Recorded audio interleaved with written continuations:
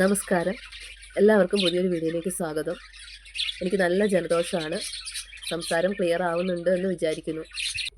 Thumbnail കണ്ട പോലെ തന്നെ സൺഡേ മോർണിംഗ് റൂട്ടീൻ്റെ ഒരു വീഡിയോ ആണ് ഞാൻ ഇന്ന് ചെയ്തേക്കുന്നത്. അതിനു മുമ്പ് നിങ്ങളോട് കുറച്ച് കാര്യങ്ങൾ പറയണമെന്ന് എനിക്ക് തോന്നി. അതുകൊണ്ടാണ് ഇങ്ങനെ ഒരു ഇൻട്രോ എടുക്കുന്നത്. 2 ആഴ്ച മുമ്പാണ് ഞാൻ ഈ വീഡിയോ ഷൂട്ട് ചെയ്ത് വെച്ചിട്ടുള്ളത്.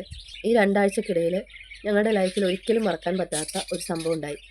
എന്താണെന്ന് വെച്ചാൽ എൻ്റെ ഫാദറിൻലോ, നന്ദേട്ടൻ്റെ അച്ഛൻ ഞങ്ങളെ വിട്ടു പോയി. കഴിഞ്ഞ എൻ്റെ വീഡിയോ കണ്ടവർക്കറിയാം അതിൽ അച്ഛൻ എത്ര ഉഷാറായിട്ടായിരുന്നു ഉണ്ടായിരുന്നതെന്ന്. അച്ഛന് പ്രത്യേകിച്ച് അസുഖങ്ങളൊന്നും ഉണ്ടായിരുന്നില്ല. വാർദ്ധക്യ സഹജമായ അസുഖങ്ങളല്ലാതെ വേറെ കുഴപ്പങ്ങളൊന്നും ഉണ്ടായിരുന്നില്ല. ഹോസ്പിറ്റലിലേക്ക് നടന്നു പോയ ആൾ പിറ്റേ ദിവസം ആംബുലൻസിൽ കൊണ്ടുവരേണ്ടി വന്നു. വസൂട്ടൻ സ്വാമിയായിരുന്നു, അവന് മാല ഇടേണ്ടി വന്നു. ചില സ്ഥലങ്ങളിലൊക്കെ മാല ഇട്ട് കഴിഞ്ഞാൽ സ്വാമി ആയി കഴിഞ്ഞിട്ടുണ്ടെങ്കിൽ അവർക്ക് ബന്ധങ്ങളൊന്നുമില്ല, അതുകൊണ്ട് തന്നെ കൊല ഉണ്ടാവില്ല എന്ന് പറയാറുണ്ട്. പക്ഷെ ഞങ്ങൾ പണ്ട് മുതൽ തന്നെ ഇങ്ങനെ അടുത്ത ആൾക്കാർ മരണപ്പെട്ടിട്ടുണ്ടെങ്കിൽ കൊല ആചരിക്കുന്ന കൂട്ടത്തിലാണ്. അപ്പോൾ എന്നെ നേരിട്ട് അറിയുന്ന ചിലരെങ്കിലും വിചാരിക്കുമല്ലോ ഈ വീഡിയോ കാണുമ്പോൾ, ഇപ്പോൾ എന്താ ഇങ്ങനെ ഒരു വീഡിയോ, അച്ഛൻ മരിച്ചിട്ട് വസൂട്ടൻ മാല ഊരിയില്ലേ എന്നൊക്കെ വിചാരിക്കുമല്ലോ. അപ്പോൾ അതുകൊണ്ടാണ് ഇങ്ങനെ ഒരു ഇൻട്രോ ചെയ്യാമെന്ന് വിചാരിച്ചത്. ഈ വീഡിയോ പോസ്റ്റ് ചെയ്യണമെന്ന് ഞാൻ കുറേ ആലോചിച്ചു. പിന്നെ നേരത്തെ എടുത്ത് സെറ്റാക്കി വെച്ചിരുന്നത് കൊണ്ട് പോസ്റ്റ് ചെയ്യാമെന്ന് വിചാരിക്കുകയാണ് കേട്ടോ. അപ്പോൾ നേരെ വീഡിയോയിലേക്ക് പോവാം. Hello, good morning. ഇന്നൊരു സൺഡേ മോർണിംഗ് റൂട്ടീനാണ് കേട്ടോ. സാധാരണ സൺഡേ എന്ന് പറഞ്ഞിട്ടുണ്ടെങ്കിൽ എല്ലാവരും കുറച്ചധികം നേരം കിടന്നുറങ്ങുന്ന ദിവസമായിരിക്കും അല്ലേ. പക്ഷേ എനിക്ക് എല്ലാ ദിവസത്തേക്കാൾ നേരത്തെ എണീക്കേണ്ട ഒരു ദിവസമാണ് കേട്ടോ സൺഡേ. അതിൻ്റെ കാരണം എന്താണെന്ന് വഴിയേ പറയാം. അപ്പോൾ ഞാൻ രാവിലെ 4 മണിക്ക് തന്നെ എണീറ്റു കേട്ടോ. മറ്റുള്ള ദിവസങ്ങളിൽ ചിലപ്പോൾ 5 മണിയൊക്കെ ആവും. പക്ഷേ സൺഡേസ് ഞാനിപ്പോൾ 4 മണിക്ക് എണീക്കും കേട്ടോ. വസൂട്ടൻ സ്വാമി ആയതുകൊണ്ട് അവൻ തറയിലാണ് കിടന്നുറങ്ങുന്നത്.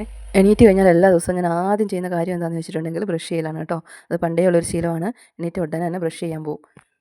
നമ്മുടെ വാഷ്റൂം വരുന്നത് വർക്ക് ഏരിയയിലാണ് കേട്ടോ. ബ്രഷ് ചെയ്ത് കഴിഞ്ഞാൽ പിന്നെ ഞാൻ എൻ്റെ ജോലികളിലേക്ക് കിടക്കുവേ. ആദ്യം തന്നെ അടിച്ചു വാരി വൃത്തിയാക്കിയതിന് ശേഷം തറയൊക്കെ തുടയ്ക്കും കേട്ടോ. വസു സ്വാമി ആയതുകൊണ്ട് എന്തായാലും ആ കാര്യം മസ്റ്റാണ്. മാല ഇടുന്നതിന് മുമ്പായിരുന്നെങ്കിൽ 1-2 ദിവസമൊക്കെ തുടയ്ക്കുള്ളേ. ഓക്കെ, അപ്പോൾ അടിക്കൽ കഴിഞ്ഞു. ഇനി തുടയ്ക്കൽ. തുടയ്ക്കുമ്പം പൂജാ റൂം മാത്രം ഞാൻ മോപ്പ് ഉപയോഗിച്ച് തുടയ്ക്കാറില്ല കേട്ടോ. അതിനായിട്ട് വേറെ തന്നെ ഒരു തുണി എടുത്ത് വെച്ചേക്കും. അതുകൊണ്ട് മാത്രമേ തുടയ്ക്കാറുള്ളൂ.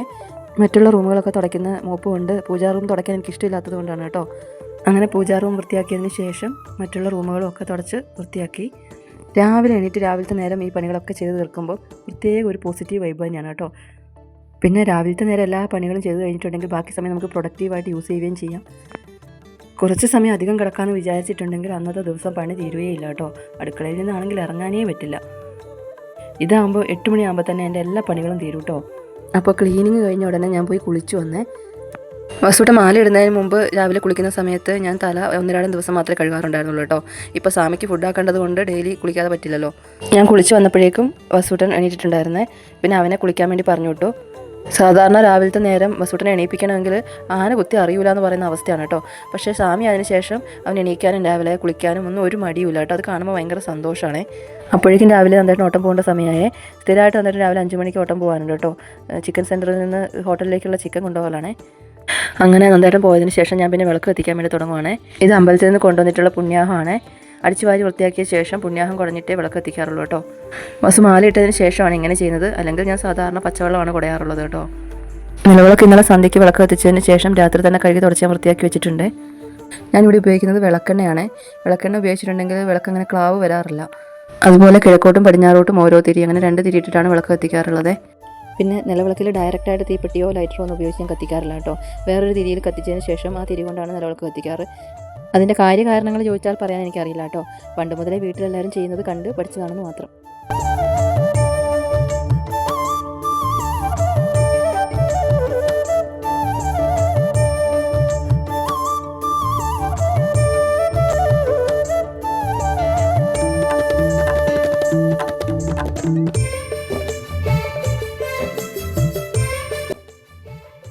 ഞാൻ വിളക്ക് എത്തിച്ച് കഴിഞ്ഞപ്പോഴേക്കും വസൂട്ടൻ കുളി കഴിഞ്ഞ് വന്നേ.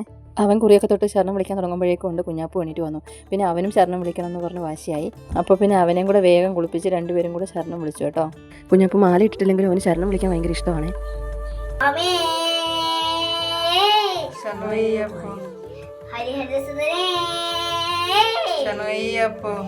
ഇവരിങ്ങനെ വിളിക്കുമ്പോൾ എന്തുകൊണ്ടാണെന്നറിയില്ല, എനിക്ക് വല്ലാത്തൊരു സങ്കടം വരും കേട്ടോ ആ സമയത്ത്. പിന്നെ രാവിലെ വിളക്ക് വെച്ച് കഴിഞ്ഞിട്ടുണ്ടെങ്കിൽ എനിക്ക് കുറച്ച് സമയം വിളക്കിൻ്റെ മുന്നിൽ ഇരിക്കുന്ന ഒരു സ്വഭാവം ഉണ്ട് കേട്ടോ. വല്ലാത്തൊരു പോസിറ്റിവിറ്റിയാണ് ആ സമയത്ത്. നല്ല സുഖം തോന്നും അങ്ങനെ ഇരിക്കുമ്പോൾ. ചില സമയത്ത് വിഷ്ണു സഹസ്രനാമോ അങ്ങനെ എന്തെങ്കിലുമൊക്കെ ജപിക്കും. ചില സമയത്ത് വെറുതെ കണ്ണടച്ച് കുറച്ച് സമയം അങ്ങനെ ഇരിക്കും. അതിനുശേഷം അടുക്കളയിലേക്ക് കയറും കേട്ടോ. അടുക്കളയിൽ പാചകം ചെയ്യുന്നതിന് തൊട്ട് മുമ്പേ അടുക്കളയിൽ ഒരു ദീപം കത്തിച്ച് വെക്കുന്ന പതിവുണ്ട്.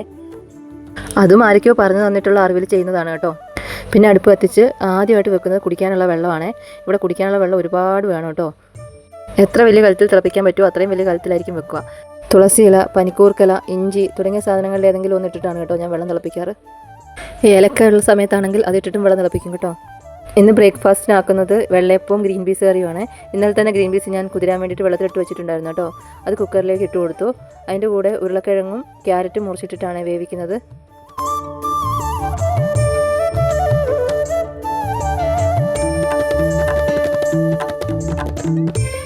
അതിലേക്ക് മഞ്ഞൾപ്പൊടിയും ഉപ്പും ഇട്ട് കൊടുത്ത് കുറച്ച് വെള്ളവും കൂടി ഒഴിച്ച് വേഗം വെച്ചിട്ടുണ്ട് കേട്ടോ.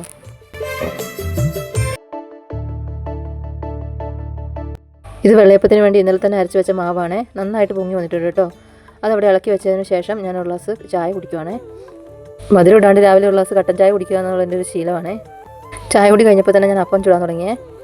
ഈ അപ്പത്തിൽ ഞാനൊരു തുള്ളി പോലും ഈസ്റ്റൊന്നും ചേർത്തിട്ടില്ല കേട്ടോ. തേങ്ങാവെള്ളം മാത്രം പഞ്ചസാര ഇട്ട് പുളിപ്പിച്ചിട്ട് ചേർത്തുണ്ടാക്കിയതാണ്. നല്ല വൃത്തിയായിട്ട് കിട്ടുന്നുണ്ട് കേട്ടോ. അപ്പം കറിയാക്കി വെച്ചതിന് ശേഷം എനിക്കിന്ന് ഒരു സ്ഥലത്ത് പോകാനുണ്ട് കേട്ടോ. എവിടെയാണെന്ന് വെച്ചാൽ എനിക്ക് ഡാൻസിൻ്റെ ക്ലാസ് ഉണ്ട്. ഡാൻസ് എന്ന് പറഞ്ഞാൽ ഞാൻ ഭയങ്കര നർത്തകിയൊന്നുമല്ല. പക്ഷേ ചെറുപ്പകാലം മുതൽ എനിക്ക് ഭയങ്കര ആഗ്രഹമായിരുന്നു കേട്ടോ ഡാൻസ് പഠിക്കണം, പാട്ട് പഠിക്കണം എന്നൊക്കെ ഉള്ളത്.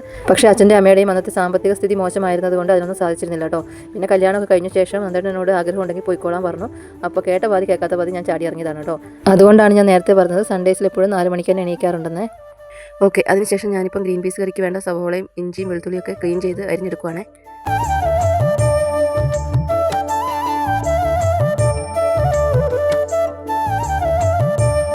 ഇഞ്ചിയും വെളുത്തുള്ളിയും അരിഞ്ഞെടുത്ത ശേഷം ഇതുപോലൊരു പാത്രത്തിലിട്ട് ചതച്ചെടുക്കും കേട്ടോ. ഉള്ളിയൊക്കെ അരിഞ്ഞ് വന്നപ്പോഴേക്കും ഗ്രീൻ പീസ് നന്നായി വന്നിട്ടുണ്ട് കേട്ടോ. അതിനുശേഷം തേങ്ങാപ്പാൽ പിഴിയാൻ വേണ്ടിയിട്ടുള്ള തേങ്ങ ചിരകിയെടുത്തു. അത് മിക്സിയുടെ ജാറിലിട്ട് ഒന്ന് കറക്കിയെടുത്തുവേ. ഉള്ളി വഴറ്റാനുള്ള ചട്ടി അടുപ്പത്ത് വെച്ച് കൊടുത്തേ. അതിലേക്ക് കുറച്ച് വെളിച്ചെണ്ണ വെച്ചു. കടുകിട്ട് പൊട്ടിയ ശേഷം കറിവേപ്പിലയും വറ്റൽമുളകും ഇട്ട് കൊടുത്തു. അതിനുശേഷം അതിലേക്ക് അരിഞ്ഞ് വെച്ചിരുന്ന സവോളയും പച്ചമുളകും ചേർത്ത് കൊടുത്തുവേ. അപ്പോഴേക്കും അമ്മയ്ക്ക് രാവിലെ പോകേണ്ടതല്ലേ, ഞാൻ ഹെൽപ്പ് ചെയ്യാമെന്ന് പറഞ്ഞ് വസുട്ടം വന്നു കേട്ടോ. പക്ഷേ ഗ്യാസ് വെച്ചിരിക്കുന്ന തട്ടിന് ഹൈറ്റ് കൂടുതലായതുകൊണ്ട് കസേരയുടെ മേലെ കയറി നിന്നിട്ടാണ് കേട്ടോ അവൻ ഇളക്കുന്നത്. ഉള്ളി പകുതി വാടി വന്നപ്പോഴേക്കും അതിലേക്ക് ചതച്ച് വെച്ചിരുന്ന ഇഞ്ചിയും വെളുത്തുള്ളിയും ചേർത്ത് കൊടുത്തേ.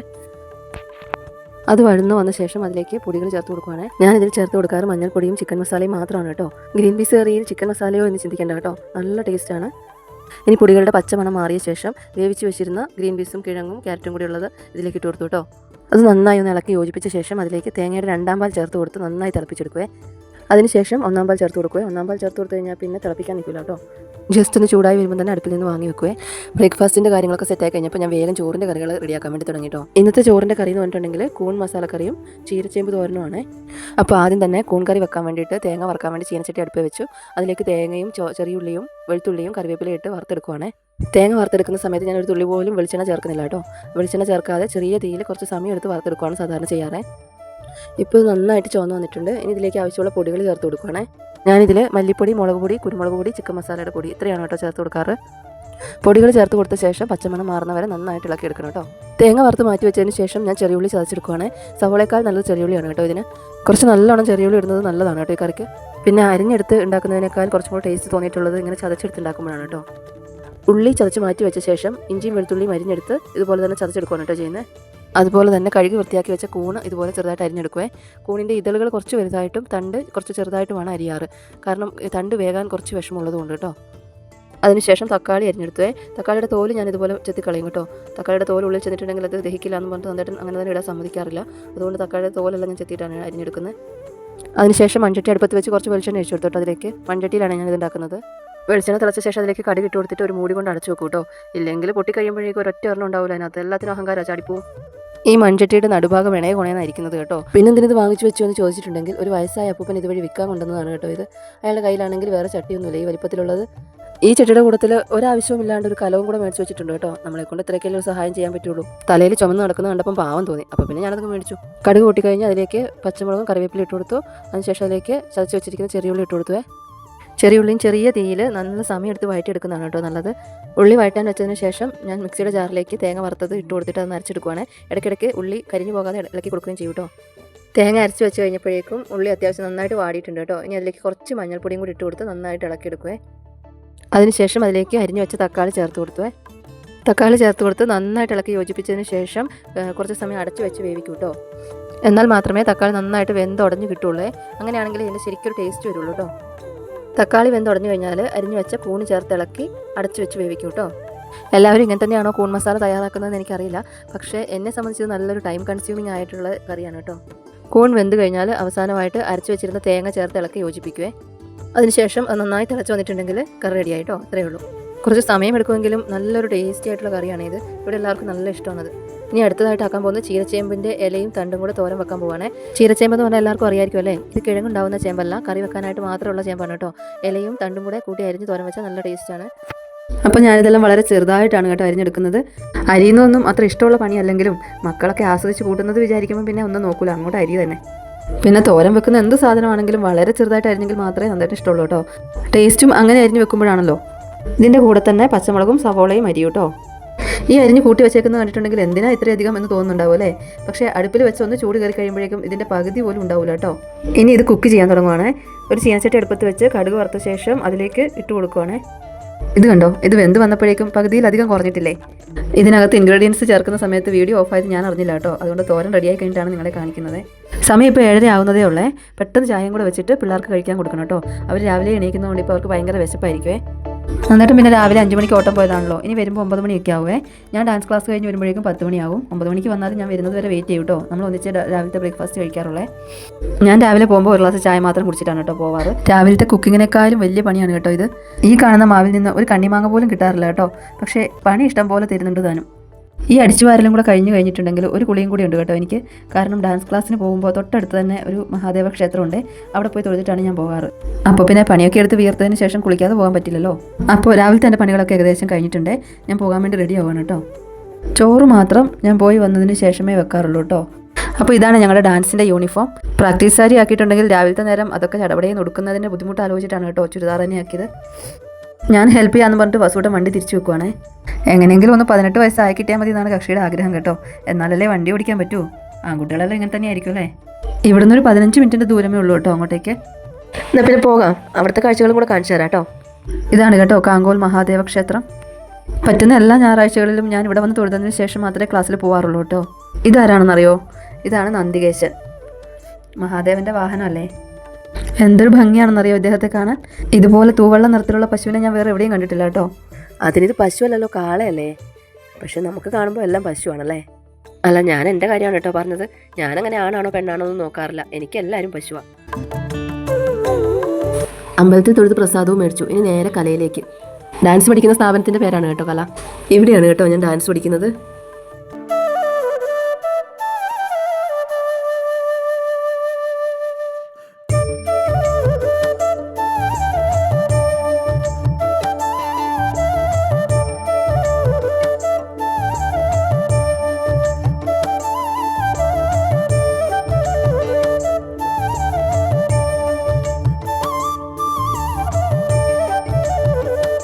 അപ്പോൾ ഇത്രയൊക്കെയുള്ളൂ കേട്ടോ ഇന്നത്തെ വിശേഷങ്ങൾ.